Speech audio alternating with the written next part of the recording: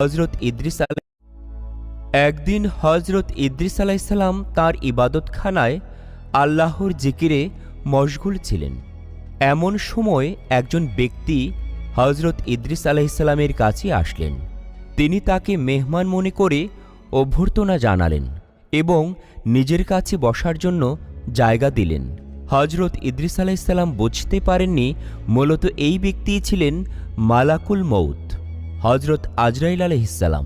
তিনি এসেছিলেন হজরত ইদ্রিস আলাইসাল্লামের সাথে ভ্রাতৃত্ব সম্পর্ক স্থাপন করার জন্য এবং এর আগে 2টি পরীক্ষা করার জন্য।